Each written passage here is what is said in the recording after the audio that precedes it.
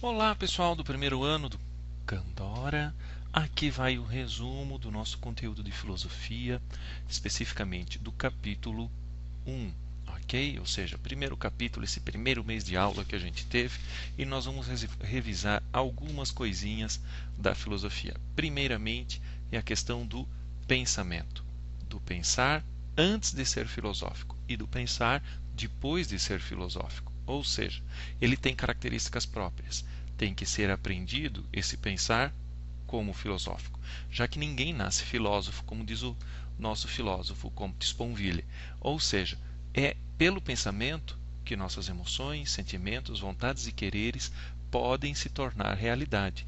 O nosso pensamento é a manifestação dessa realidade, desde que a gente manifeste isso dessa vontade de forma planejada, direcionada, ok?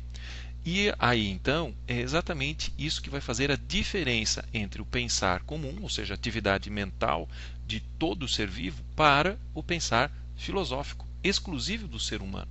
Então, ele não é comum a todos os seres vivos, ele é exclusivo do ser humano como pensar filosófico.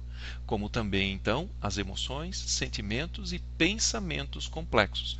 Por quê? Porque nós temos um cérebro anterior, principalmente a parte da frente da cabeça, mais desenvolvido, que é o nosso cérebro mais lógico, o que pondera mais, ok? Então, é específico do ser humano. Então, pensar uma característica dos seres vivos é uma atividade fisiológica, neuronal, comum a todo tipo de ser vivo, ou seja, faz parte da nossa biologia como ser vivo Homo sapiens sapiens, faz parte dos outros mamíferos, dos répteis, todos eles têm pensamento, ok? E o pensar, sendo uma ação biológica, neural, é tão verdadeiro e concreto quanto o fato de termos um esqueleto, um pulmão, um coração. Ou seja, através do pensamento modificamos nosso estado emocional, nossos sentimentos e, por sua vez, modificam também o nosso organismo. Então, esse pensar filosófico, ele é o quê? Espontâneo. Ele surge em nós naturalmente, sem necessidade de aprendizagem? Não. Como pensar filosófico, precisamos nos exercitar, precisamos nos orientar ou seguir a orientação de alguém, no mínimo, pelo menos no início. Então, levando em consideração, tá? Ou seja, é importante toda a experiência, tá? E levando em consideração também a nossa vontade, o nosso direcionamento e o nosso querer. Ou seja, o pensar filosófico é um pensar proposital, ok? Ele tem direção, sim, certo? E aí, por que a gente filosofa, então? Claro, a gente procura uma filosofia, primeiramente, para fugir de uma ignorância, pelo desejo de conhecer e não ser simplesmente em qualquer utilidade. A gente tem um fim humano no pensar filosófico. Tá? Então, para que serve a filosofia hoje? Para compreender, questionar, reconstruir constantemente o status quo, ou seja, quem nós somos, quem são as outras pessoas, como nos organizamos, reelaborando e reinventando sempre a nossa forma de vida, nosso conhecimento e organização social. Ok? Então, por isso que a gente pensa.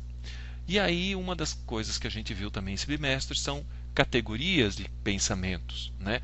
Quais pensamentos que a gente vai categorizar como filosóficos? Quando é que a gente pondera como filosofia? E aí nós separamos três tipos de pensamento. Existem outras formas, outras maneiras, mas nós categorizamos três, que é, primeiro, a informação, ou seja, a unidade básica, depois o conhecimento, ou seja, a reestruturação dessas informações por áreas, por categorias e assim por diante, e a terceira situação, a sabedoria, ou seja, já um pensamento que não é só mais informação, já foi organizado, sistematizado pelo conhecimento, mas ele já foi ponderado, ou seja, nós já investimos, né, o nosso pensamento sobre ele também. Ou seja, uma notícia de jornal, por exemplo, né, previsão de tempo, cotação de dólar, uma informação, uma chamada, é uma informação. Tá? Já a sabedoria, por sua vez, a gente pode dar como exemplo as áreas temáticas de estudo, como a gente tem as disciplinas em sala de aula: história, sociologia, biologia, antropologia, física e assim por diante. Então, isso já é um conhecimento. Tá? Aí, por sua vez também, quando a gente tem a terceira categoria de conhecimento, ou seja, a sabedoria, o que é a sabedoria? São essas decisões refletidas que visam buscar um caminho para esse nosso bem viver. É o que? É o resultado do pensamento que nos leva à liberdade, autonomia, responsabilidade e compromisso. E isto é pensamento filosófico. Essas categorias nós vimos inclusive em sala de aula e elas fazem parte desse contexto. Ok? Então, deixar bem claro: informação, conhecimento e sabedoria. Certo? Então, a primeira unidade fragmentada das estruturas de conhecimento, separada conceitualmente apenas como forma de organização, é um conhecimento, mas ainda não é considerado uma sabedoria. Ok? Já nós vimos então agora um dos primeiros filósofos, o Sócrates, né? E alguns outros, como por exemplo Comte Sponville, vimos também o Nietzsche, e eles têm um ponto em comum a respeito desse pensar filosófico, né? O Nietzsche, por exemplo, vai nos dizer que perder-se a si mesmo, uma vez que se tem encontrado, né, a si mesmo, é preciso saber, de tempo em tempo, perder-se e depois reencontrar-se, ou seja, como pressuposto de que seja um pensador. Isso faz parte da questão de correr certo risco, não ficar apegado a pensamentos, a condições, a situações e achar que isso é uma verdade absoluta, válida em todas as situações, em todas as condições, na relação com todas as pessoas. Ou seja, nós ponderamos, nós pensamos, as coisas mudam, o tempo muda, nós mudamos, então o nosso pensamento tem que mudar também. E de vez em quando corremos o risco, sim, de nos perder. Tá? Então, esta é uma condição do pensamento filosófico. O pensamento filosófico é dinâmico, ele está sempre em modificação. Ok? Então, essa reflexão filosófica, ela não é privilégio do filósofo, mas sim um exercício constante do pensar e do sentir-se vivo e existente. Todo ser humano pensa. Então, de acordo com esse preceito, quais são as condições desse pensar filosófico, né, para ser nomeado como um pensar filosófico?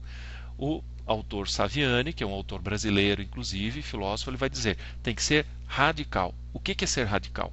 Inflexível, utilizado em todos os campos do pensar e do agir, né, com esta mesma rigidez, com esta mesma categorização. Tá? Então, isso deve ser um pensamento radical, inflexível. Em todos os campos do pensar e do agir, você vai ser um só.